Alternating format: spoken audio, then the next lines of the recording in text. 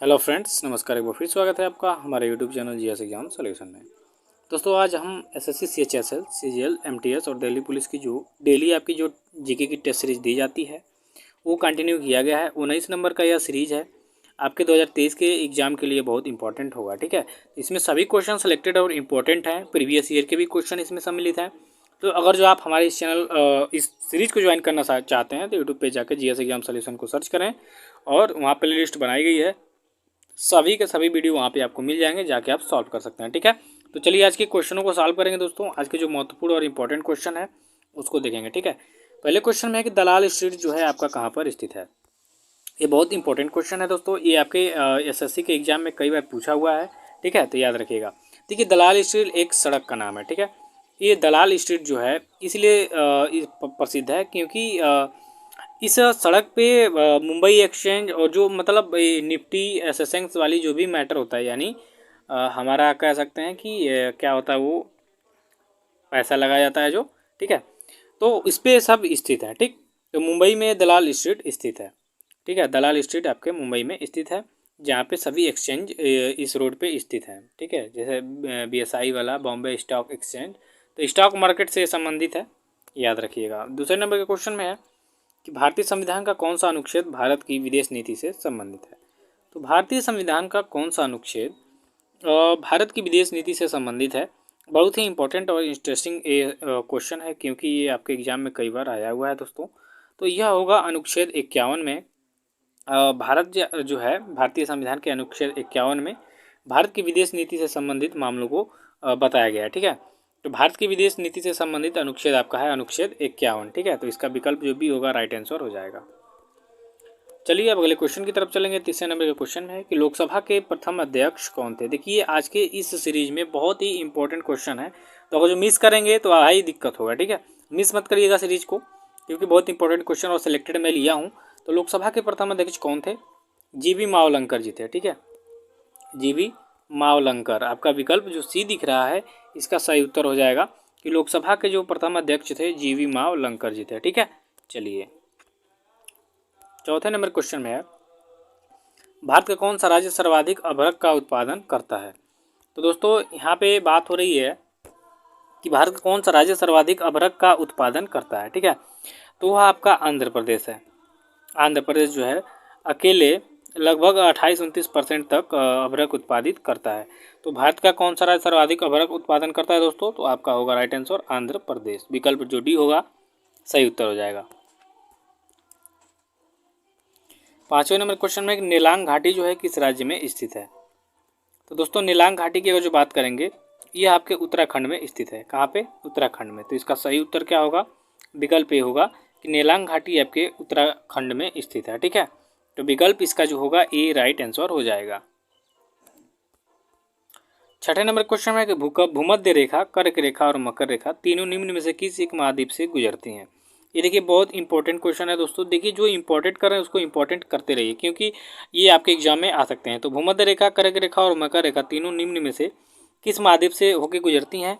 तो यह गुजरती हैं आपके अफ्रीका महाद्वीप से। ठीक है, अफ्रीका महाद्वीप से ये तीनों रेखाएं होकर गुजरती हैं। तो इसका सही उत्तर होगा विकल्प बी कि भूमध्य रेखा, कर्क रेखा और मकर रेखा जो है यह आपके अफ्रीका महाद्वीप से होकर गुजरती हैं। ठीक है दोस्तों, तो विकल्प इसका बी होगा राइट आंसर। अगले में देखेंगे 7 नंबर के क्वेश्चन में कि भूकंप की जो तीव्रता है वो किससे मापी जाती है। तो दोस्तों, भूकंप की जो तीव्रता है इसको मापने का जो पैमाना है वो रिक्टर पैमाना है। ठीक है, रिक्टर पैमाना जो है इससे हम क्या करते हैं, भूकंप को मापते हैं। तो रिक्टर पैमाने से भूकंप की तीव्रता का माप किया जाता है। ठीक है, तो इसका विकल्प जो सी होगा राइट आंसर हो जाएगा। अगले नंबर के क्वेश्चन में है दोस्तों कि इस जनसंख्या के संदर्भ में निम्न वर्षों में से किसी एक को महान विभाजन का वर्ष कहा जाता है। अब समझेंगे कि महान विभाजन का वर्ष क्यों कहा जाता है, किसे कहा जाता है।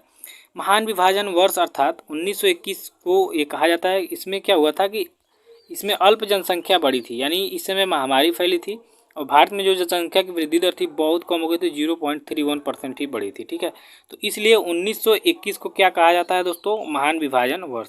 ये क्वेश्चन कई बार आपके एग्जाम में आया है, तो आप समझते नहीं हैं, बस महाविभाजन करके समझ लीजिए कि 1921 में महामारी के कारण भारत में अत्यंत मृत्यु दर ज़्यादा हो गया था और जन्म दर बहुत कम हो गया था। तो जो बढ़ोतरी हुई थी जनसंख्या में 0.31% की बढ़ोतरी हुई थी, ठीक है, जो कि बहुत कम है। तो इसीलिए इसको 1921 को जो है महान विभाजन का वर्ष कहा जाता है। चलिए अगले नंबर के क्वेश्चन में है कि 2011 की जनगणना के अनुसार भारत के निम्नलिखित राज्यों में से सबसे अधिक जनसंख्या घनत्व वाला राज्य कौन है। तो सर्वाधिक जनसंख्या घनत्व वाला राज्य आपका बिहार है। यहाँ जनसंख्या घनत्व 1106 प्रति वर्ग किलोमीटर है, ठीक है। देखिए प्रति वर्ग किलोमीटर में 1106 लोग यहाँ पे रहते हैं, ठीक है। तो प्रति वर्ग किलोमीटर में 1106 लोग यहाँ पे हैं, तो इसलिए बिहार का जो जनसंख्या घनत्व है वो सबसे अधिक है। बात करेंगे कि सर्वाधिक जनसंख्या किस राज्य में है, तो आपके उत्तर प्रदेश में है, लेकिन जनसंख्या घनत्व जो है आपके बिहार में पाया जाता है। चलिए अब 10 नंबर के क्वेश्चन को देखिए कि निम्नलिखित में से किस राज्य में नलकूपों द्वारा सिंचित सिंचाई क्षेत्र सबसे अधिक है। तो सर्वाधिक सिंचित सिंचाई वाला क्षेत्र जो है वो आपका उत्तर प्रदेश में है, ठीक है। उत्तर प्रदेश में सर्वाधिक नलकूपों से जो है सिंचाई होती है, तो इसका राइट आंसर हो जाएगा आपका विकल्प बी उत्तर प्रदेश। 11 नंबर का क्वेश्चन है कि सर्वाधिक जो है कॉफ़ी का उत्पादन कौन करता है, कौन सा राज्य करता है। तो भारत में सर्वाधिक कॉफ़ी उत्पादन करने वाला जो राज्य है वह आपका कर्नाटक है, ठीक है।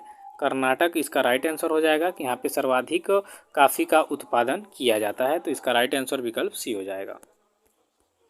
12 नंबर के क्वेश्चन में दोस्तों कि निम्न में से सबसे पुरानी जो पर्वत श्रृंखला है वह कौन सी है। तो इनमें से सबसे पुरानी पर्वत जो श्रृंखला है दोस्तों वह अरावली है। कौन है, अरावली। तो इसका राइट आंसर विकल्प डी हो जाएगा कि जो अरावली पर्वत श्रृंखला है ये विश्व में भी और भारत में ही सबसे पुरानी पर्वत श्रृंखला है, ठीक है। तो इसका राइट आंसर विकल्प डी होगा। 13 नंबर क्वेश्चन में है कि निम्नलिखित में से किस वर्ष में राष्ट्रीय भूमि अभिलेख आधुनिकीकरण कार्यक्रम प्रारंभ किया गया था। ये इंपॉर्टेंट क्वेश्चन है। देखिए राष्ट्रीय भूमि अभिलेख आधुनिकीकरण कार्यक्रम का प्रारंभ किस वर्ष किया गया था। तो यह किया गया था आपका 2008 में, ठीक है। 2008 में राष्ट्रीय भूमि अभिलेख आधुनिकीकरण कार्यक्रम को प्रारंभ किया गया था, तो विकल्प ए जो होगा इसका सही उत्तर हो जाएगा। 14 नंबर के क्वेश्चन में है दोस्तों कि झीलों का देश जो है किसे कहा जाता है। तो झीलों का देश किसे कहा जाता है दोस्तों, तो यह कहा जाता है आपके फिनलैंड को, ठीक है। फिनलैंड को झीलों का शहर कहा जाता है और ये विश्व खुशहाली की रिपोर्ट में पहले स्थान पे है, ठीक है। ये भी याद किए रहिएगा और जो क्वेश्चन में आपके आ जाएगा कि विश्व खुशहाली रिपोर्ट 2023 के अनुसार 22 के अनुसार प्रथम स्थान पे कौन रहा है, तो फिनलैंड रहा है। लगातार 5 वर्षों से पहले स्थान पे काबिज है, ठीक है। तो याद रखिएगा कि झीलों का शहर फिनलैंड को कहा जाता है और यह जो है वर्ल्ड हैप्पीनेस रिपोर्ट में पहले स्थान पे आता है। अगले नंबर में है कि महात्मा गांधी की जो हत्या हुई थी कब हुई थी दोस्तों। तो महात्मा गांधी की हत्या जो है 30 जनवरी 1948 को नाथीराम गोडसे द्वारा गोली मार के की गई थी, ठीक है। तो हत्या की गई थी महात्मा गांधी की कब, 30 जनवरी 1948 को। 30 जनवरी को प्रत्येक वर्ष में शहीद दिवस के रूप में मनाया जाता है, ठीक है। तो 30 जनवरी को राष्ट्रीय में हमारे भारत में शहीद दिवस मनाया जाता है क्योंकि 30 जनवरी 1948 को महात्मा गांधी की गोली मार के हत्या हुई थी। 16 नंबर के क्वेश्चन में कि भारत का जो नेपोलियन है किसे कहा जाता है मित्रों। तो भारत का नेपोलियन जो है समुद्रगुप्त को कहा जाता है। क्यों कहा जाता है, तो इसने बाह्य आक्रमणों से भारत की रक्षा भी किया था और बहुत सारे प्रदेशों को विजित भी किया था, ठीक है। सबसे प्रसिद्ध है कि हुणों के आक्रमण को भी इसने रोका था और कई सारे राज्यों को भी इसने जीता था, इसलिए भारत का नेपोलियन से कहा जाता है। समुद्रगुप्त जो है गुप्त वंश से संबंधित है, याद रखिएगा। 17 नंबर के क्वेश्चन में कि झारखंड का जो शोक है किस नदी को कहा जाता है मित्रों। तो झारखंड का शोक जो है वो आपके दामोदर नदी को कहा जाता है, ठीक है। किस नदी को, दामोदर नदी को। तो इसका सही उत्तर होगा विकल्प ए, झारखंड का जो शोक है दामोदर नदी को कहा जाता है। 18 नंबर के क्वेश्चन में कि दिलीप ट्रॉफी का जो संबंध है किस खेल से है मित्रों। तो दिलीप ट्रॉफी का जो संबंध है वो आपके क्रिकेट से है, ठीक है। किससे है, क्रिकेट से। तो विकल्प में जो आपका बी होगा इसका सही उत्तर हो जाएगा कि दिलीप ट्रॉफी का जो संबंध है आपके क्रिकेट खेल से है, ठीक है। चलिए 19 नंबर के क्वेश्चन को देखिए कि अमेरिकी राष्ट्रपति का कार्यकाल कितने वर्ष का होता है मित्रों। तो अमेरिकी राष्ट्रपति का जो कार्यकाल होता है 4 वर्ष का होता है। वहीं भारत की बात करेंगे तो भारत के राष्ट्रपति का जो कार्यकाल होता है 5 वर्ष का होता है और लगभग सभी लोगों का ही 5 वर्ष होता है बशर्ते राज्यसभा सदस्यों को छोड़ के। तो 4 वर्ष का है अमेरिकी राष्ट्रपति का कार्यकाल, 5 वर्ष है भारत के राष्ट्रपति का काल, ठीक है। तो विकल्प इसका जो सी होगा राइट आंसर हो जाएगा। 20 नंबर का क्वेश्चन है कि राजमहल की जो पहाड़ियाँ हैं किस राज्य में स्थित हैं दोस्तों। तो राजमहल की जो पहाड़ियाँ हैं ये आपके झारखंड में स्थित हैं, ठीक है। तो इसका सही उत्तर हो जाएगा विकल्प डी कि झारखंड का जो राजमहल पहाड़ी जो है झारखंड में स्थित है। चलिए 21 नंबर के क्वेश्चन में है कि कंचनजंगा जो राष्ट्रीय पार्क है कहाँ पर स्थित है। तो दोस्तों कंचनजंगा राष्ट्रीय पार्क जो है आपके सिक्किम में स्थित है। कंचनजंगा की जो चोटी है सिक्किम में ही स्थित है, तो इसलिए कंचनजंगा राष्ट्रीय पार्क भी आपके सिक्किम में स्थित है। विकल्प ए जो होगा इसका राइट आंसर हो जाएगा। 22 नंबर क्वेश्चन है कि खो खो में कितने खिलाड़ी एक टीम में होते हैं दोस्तों। तो खो खो में एक टीम में 9 खिलाड़ी होते हैं, ठीक है। तो इसका राइट आंसर हो जाएगा विकल्प ए बी, ठीक है। खो खो में एक पक्ष में 9 खिलाड़ी होते हैं। 23 नंबर क्वेश्चन में है कि बेसबॉल में प्रत्येक पक्ष में खिलाड़ियों की संख्या कितनी होती है दोस्तों। तो बेसबॉल में भी आपके प्रत्येक पक्ष में 9 खिलाड़ी होते हैं, तो इसका राइट आंसर विकल्प सी हो जाएगा। अब 24 नंबर के क्वेश्चन में कि दूध में कौन सा विटामिन नहीं पाया जाता है। अब नहीं पाया जाता ये है, तो विटामिन सी जो है ये आपके दूध में नहीं पाया जाता। विटामिन सी अगर जो दूध में पाया जाएगा तो दूध क्या हो जाएगा, फट जाएगा, ठीक है। तो इसलिए दूध में विटामिन सी की उपस्थिति नहीं होती है, ठीक है। इंपॉर्टेंट क्वेश्चन है, देखते रहिएगा। अगले क्वेश्चन में कि शरीर का तापक्रम जो है कहाँ पर नियंत्रित होता है मित्रों। तो शरीर का तापक्रम जो है हाइपोथैलेमस में नियंत्रित होता है, ठीक है। तो हाइपोथैलेमस इसका क्या हो जाएगा, राइट आंसर हो जाएगा विकल्प ए कि शरीर का तापक्रम हाइपोथैलेमस में क्या होता है, नियंत्रित होता है। तो आज के लिए बस इतना ही, मिलते हैं नेक्स्ट वीडियो में, तब तक के लिए धन्यवाद, थैंक यू सो मच।